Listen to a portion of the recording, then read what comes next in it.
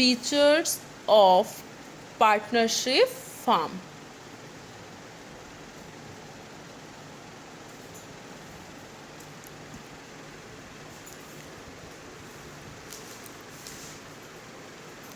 पहला फीचर लिखो, there must B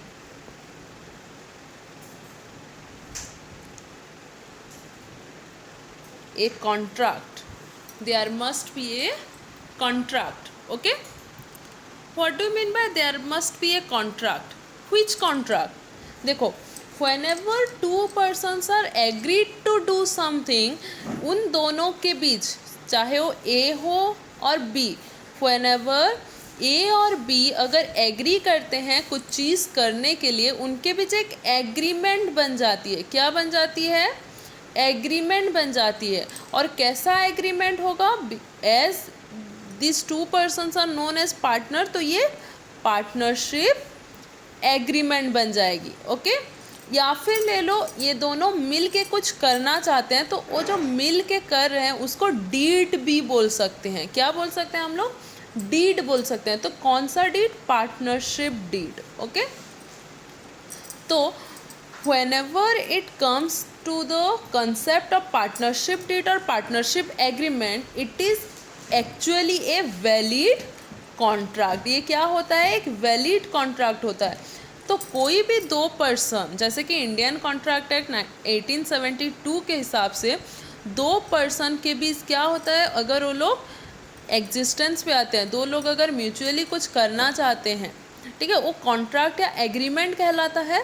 same thing, अगर दो पार्टनर मिलके कोई बिजनेस एस्टैब्लिश करना चाहते हैं, रन करना चाहते हैं, तो उनके बीच भी क्या बन रहा है? पार्टनरशिप एग्रीमेंट बन रहा है।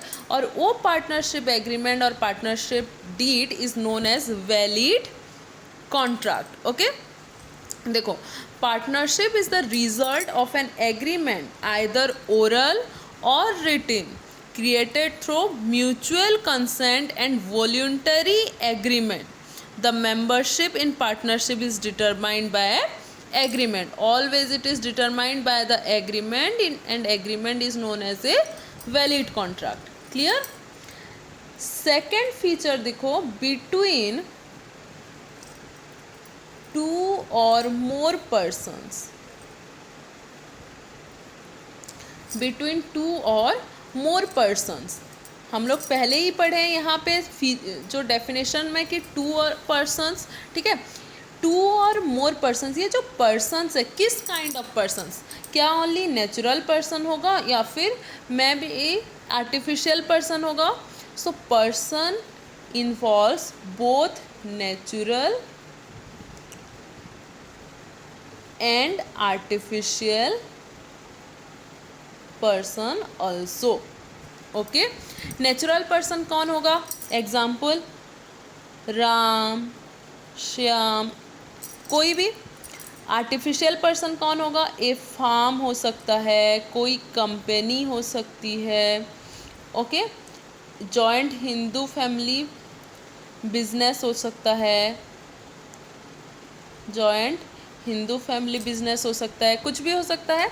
तो ये जो the partnership agreement must be between two और मोर पर्सनस है। ये पर्सन सपोज राम और श्याम के बीच हो सकता है, सपोज राम और एक फार्म के बीच हो सकता है, राम और कंपनी के बीच भी हो सकता है। It means it is not bound to be the natural person only, it can be both natural and artificial person. Clear? किसी भी दोनों को हम दो साइड से किसी भी दो एग्जाम्पल ले सकते हैं एंड दोनों के बीच हम पार्टनरशिप फॉर्म एस्टैब्लिश कर सकते हैं। Okay,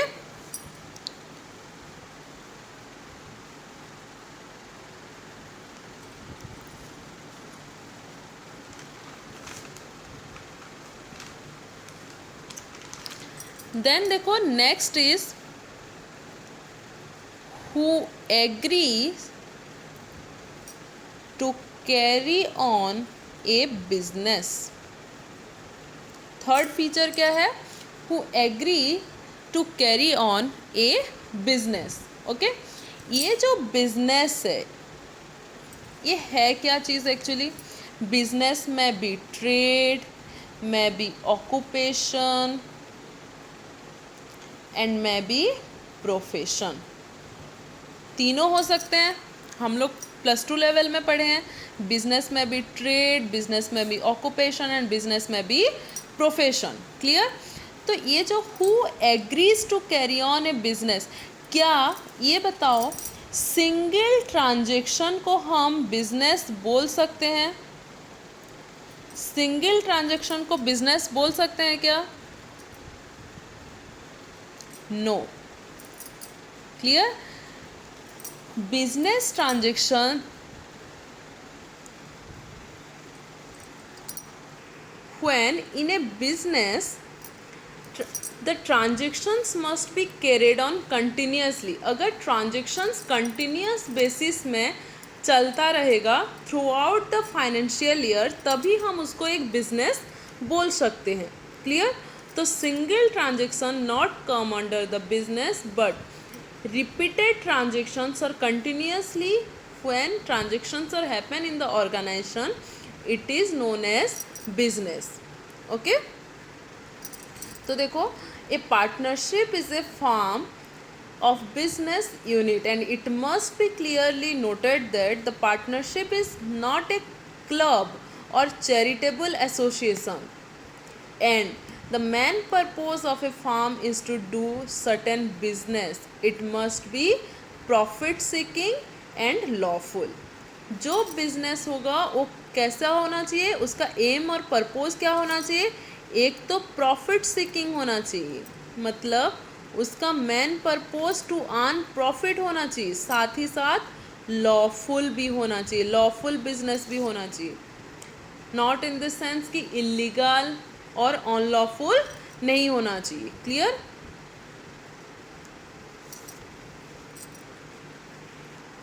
then fourth point is with the object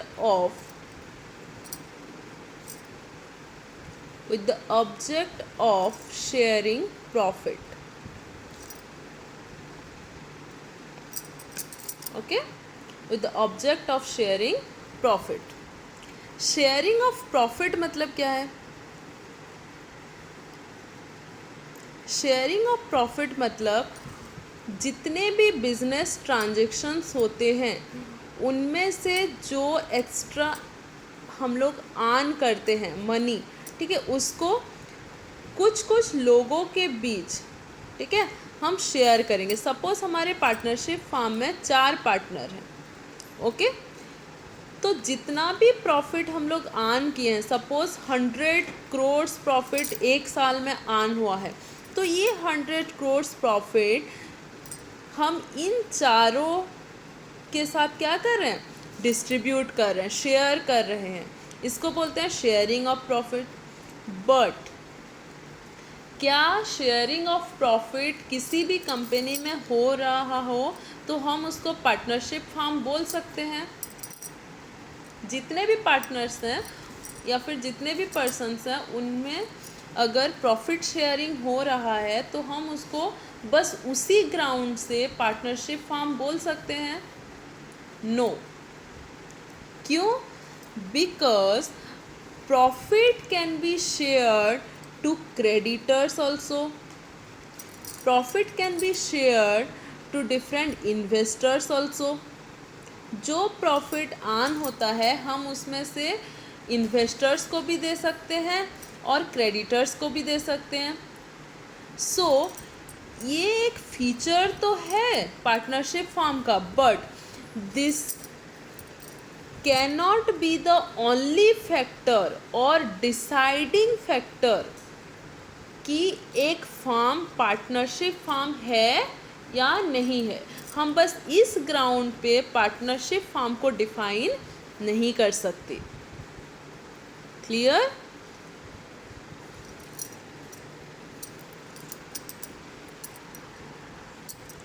next point is the business must be carried on, the business must be, keep noting all this, okay? The business must be carried on by all or any of them acting for all.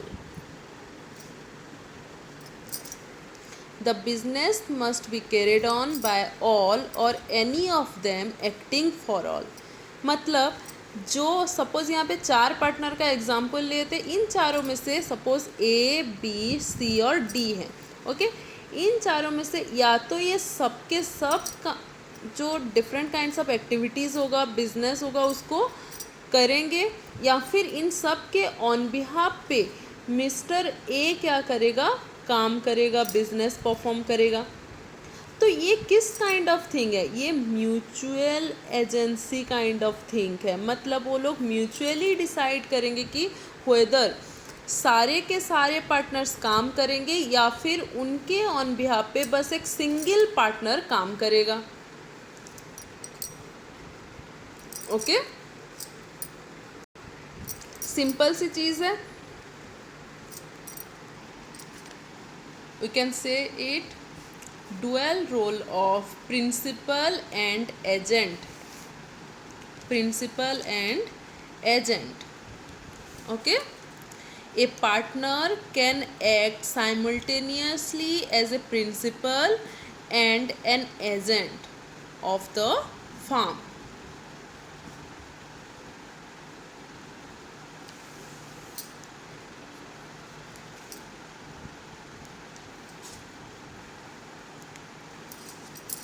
और एक feature लिखो, team spirit. Team spirit, team spirit को और क्या बोल सकते हैं हम लोग, Spirit D corps, okay. Team spirit, ठीक है, उसको और भी बोल सकते हैं एस्पिरिट डी कॉर्प्स, ओके। क्या है टीम स्पिरिट, देखो, the essence of partnership is the spirit cooperation, and this team spirit is reflected in a high degree of mutual trust, mutual confidence and mutual control among the partners. They must render true accounts and reveal complete information to one another with respect to the conduct of the business. Clear?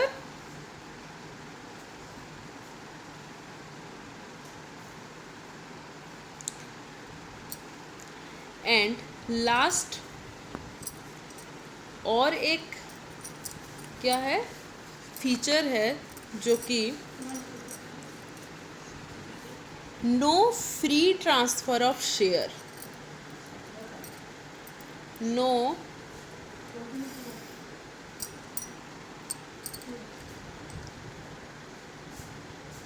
Free transfer of share, okay. What does it mean actually, a partner is not permitted to sell or transfer his share without the consent of all partner। एक जैसे कि देखो, एक partnership farm है, वहाँ पे A B C और D 4 partner है। वो लोग अपना अपना कैपिटल लेके आएंगे, अपना लेबर लेके आए होंगे, ठीक है। तो ये लोग जो capital, labour as well as skill applied किए हैं, तो कोई भी एक पर्टिकुलर पार्टनर कभी भी चाहे तो कोई भी डिसीजन इंडिविजुअली नहीं ले सकता, इंडिपेंडेंटली नहीं ले सकता, बिकॉज जो भी चीज़ें कंपनी में है वो सारा का सारा मिल के है। तो कोई भी उठ के ये नहीं बोल सकता कि मैं बिजनेस में नहीं रहूँगा, मैं मेरा जो शेयर है, शेयर मतलब क्या है, कैपिटल में शेयर हो, लेबर में, स्किल में, उस पार्टनरशिप फार्म में जो शेयर है, मैं मिस्टर ई को सेल करूँगा। सपोज मिस्टर ए, मिस्टर सी और मिस्टर डी ई के साथ कंफर्टेबल ना हो, वो लोग ई के साथ बिजनेस करना चाहते ही ना हो, फिर सो in partnership firm no partner is allowed to sell or to transfer his own share to anyone else without the mutual consent of rest of the partner. जब तक ये लोग नहीं चाहेंगे, जब तक ये लोग का म्यूचुअल कंसेंट नहीं होगा, जब तक ये लोग बाकी तीनों के तीनों एग्री नहीं करेंगे, तब तक मिस्टर बी किसी और इंसान को अपना शेयर ना ही सेल कर सकता है और ना ही ट्रांसफ़र कर सकता है. क्लियर?